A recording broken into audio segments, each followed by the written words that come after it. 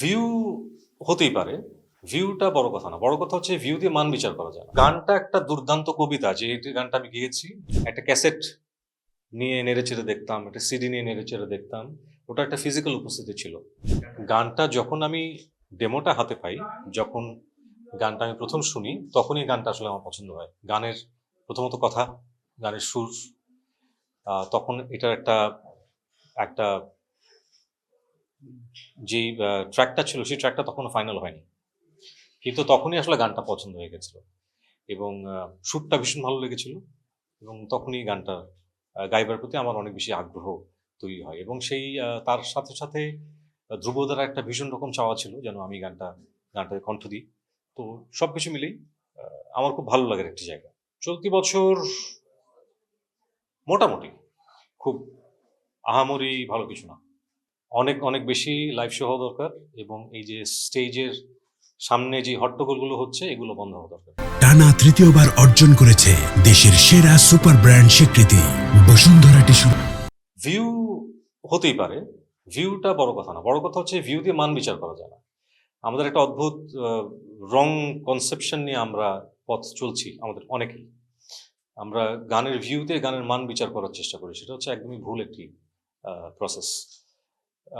View, একটা বাজে গান, পচা গানেরও অনেক ভিউ হতে পারে এবং একটি ভালো গানেরও অনেক কম ভিউ হতে পারে। তো সেই জায়গায় ওই দুটো গানকে সেভাবে তখন বিচার করা যাবে না।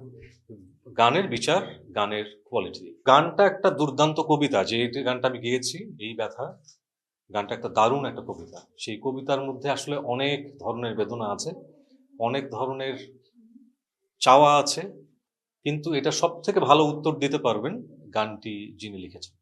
তো আমার মনে হয় যে এই প্রশ্নটা তাকে করাটা অনেক বেশি বেটার হয়। বস্তুগত উপস্থিতি বলতে আমি যেটা বলতে চাচ্ছি যে আমরা আগে একটা ক্যাসেট নিয়ে নেড়েচেড়ে দেখতাম, একটা সিডি নিয়ে নেড়েচেড়ে দেখতাম। ওটা একটা ফিজিক্যাল উপস্থিতি ছিল। ওটা তখন একটা মানুষের সাথে একটা বন্ড তৈরি করত। গানগুলোর সাথে ওই মানুষটির একটা যোগাযোগ হতো। কিন্তু এখন যেহেতু কোনো কিছুর বস্তুগত উপস্থিতি নাই, ওই বন্ডটা অনুপস্থিত, ওই যোগাযোগটা অনুপস্থিত। ওটা খুব ভার্চুয়াল হয়ে গেছে সেহেতু ওই যোগাযোগটা মানুষ সম্ভবত ওই কানেকশনটা চলে গেছে। এই পাগলামিটা তো আসলে পাগলামি করার দরকার ছিল না, কারণ এখন আসলে সিডি প্লেয়ারই হয়তো পাওয়া যায় না। তো সেই জায়গায় একটা সিডি বের করা তো নেহাত পাগলামি। কিন্তু এটা বের করার কারণটাই হচ্ছে ওই যে আমি একটু আগে বললাম যে গানের গান শোনার মাধ্যমের ওই বস্তুগত উপস্থিতিটার অনুপস্থিতি। তো সেই জায়গাটাকে কাভার আপ করার জন্য বা সেই জায়গাটাকে একটু ফিল আপ করার জন্য হয়তো আমি সিডি প্রকাশ করেছি। এটা আমাকে আনন্দ দিয়েছে। এখন কার কেমন লেগেছে এটা আমি জানি না। ভালো গানের সাথে থাকা, ভালো গানকে প্রমোট করা, ভালো গান শেয়ার করা, ভালো গান নিয়ে কথা বলা, এটাই আমার অনেক অনেক বেশি পাওয়ারফুল হয় এটা।